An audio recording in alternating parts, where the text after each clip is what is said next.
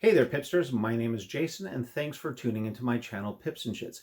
Today, I have a really quick unboxing video for you, and I'm not even sure I would call it an unboxing video, more like a look at a recent expansion for a game that previously came out in 2017.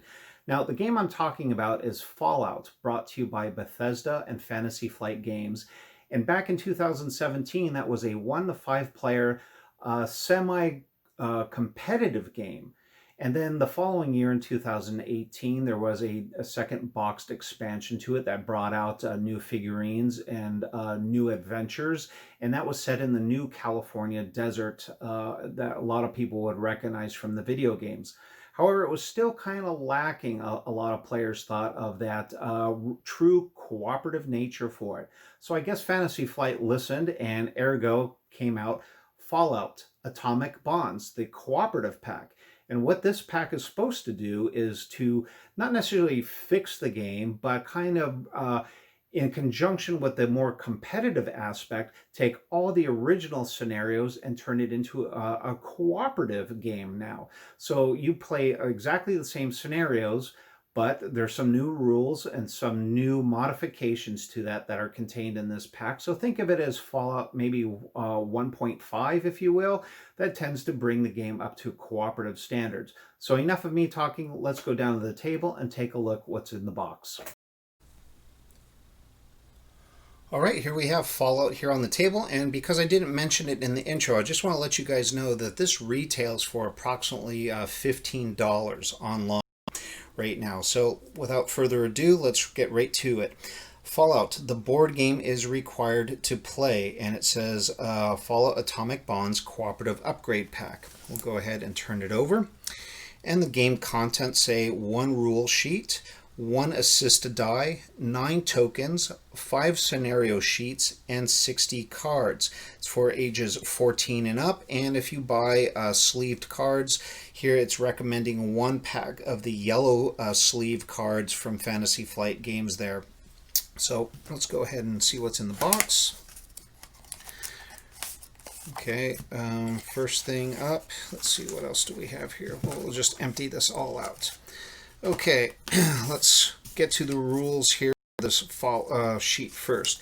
It says Fallout Atomic Bonds Cooperative Upgrade Pack. We have our component list, mutation cards, modification cards, 1 assist a die, 12 goal cards, 8 activation cards, 12 workshop upgrade cards, 1 double-sided power token, and 8 camp tokens, and finally 5 double-sided scenario sheets.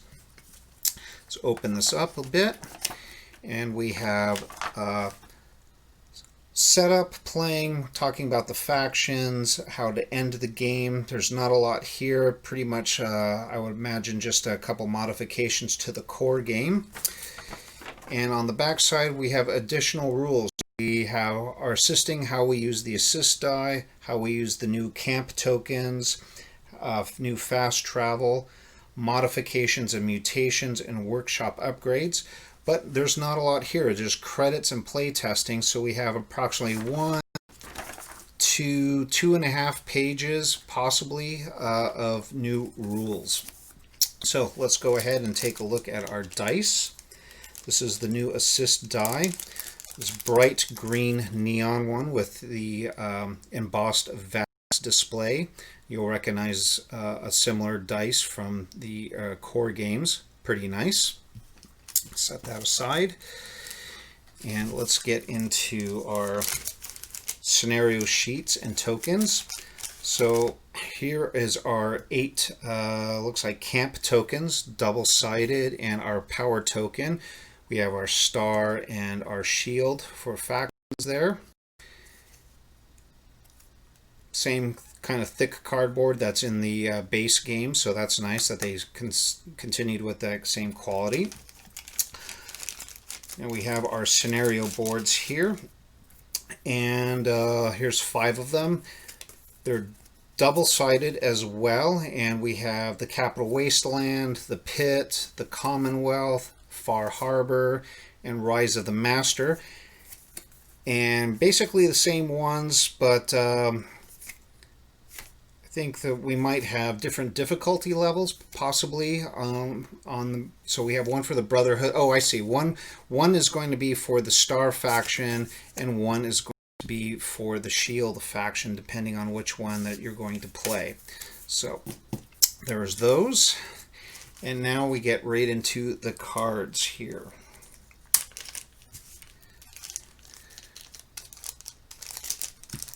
Okay, oops, get those out. And first up is our modification cards. And our modification cards are going to modify both either your weapon or the apparel that you're going to wear. So just for heck of it, let's read a couple of these. So weapon, Furious. During a fight, if it is the second fight action, you perform this turn, generate 2 rerolls. And let's pick Exterminator Apparel. When you suffer damage during a fight against a bug enemy, suffer 1 less damage. So those are our modification cards. There's 14 of those. Next up is our activation cards. We should have 8 of these. And these are basically just going to activate the enemies on the board. You're going to flip one over each turn and then kind of in sequence what other enemies are up. So the Bug faction versus the Barbarian faction, or whatever that one's called, I forget. There's Shield, we have the Robots, we have the Star faction. So basically the Mutated faction, the really tough guys right there, the red, those are the most dangerous ones. But anyway, we have 8 of those. Next up, we have our gold cards. And there should be 12 of these. We'll take a look at a couple of them. Complete 1 vault. A vault is complete when all the cards in this deck have been trashed. Have 3 workshop upgrades. Kill 3 level 3 enemies and place caps on this card to keep track. So these are end game goals here that you and your players are going to try to accomplish. Any camp token, discard 2 non-starting weapons. Any camp token, discard 2 non-starting apparel. So you're going to score, I imagine, points or bonus objectives if you complete that during your game. Next up is we have our workshop cards. And there should be 12 of these. And I believe these are new to the game. So we have 3 for your lab, 3 for your workbench, 3 for your generator, and 3 for fast travel. So just read one of these, for example. Lab. Any camp token, spend 3 caps to lose addicted. Then resolve the effect of another lab upgrade that you have not used this turn without spending caps. That's pretty cool. All right, and then finally here we have our mutation cards. Now these are, from what I've read online, some people really like this and other players don't care for it, because when you get a certain level of radiation, your player may acquire one of these mutations, and the mutations have both positive and negative effects to them. So depending on your play style, you might have to really revamp what you're doing, your goals. So as an example, let's just choose the first one here. Unstoppable isotope. So positive. During a fight, if an enemy damages you, you inflict 1 additional hit. And then there's the negative. During a fight, if an enemy damages you, suffer 1 additional radiation. Well, that's not good. So anyway, I believe again that these are optional here. They're all different. We have adrenal reaction, chameleon, positive. Enemies ignore you when they move. Negative. If you perform a move action this round, ignore the positive effect of this mutation, and enemies that move toward you move 1 additional space. So you either blend into your environment or you really attract them. So both good and bad stuff here. But anyway, I'm really looking forward to getting this back to the table. It's been a long time since I played this game, and I played it a few times with my wife.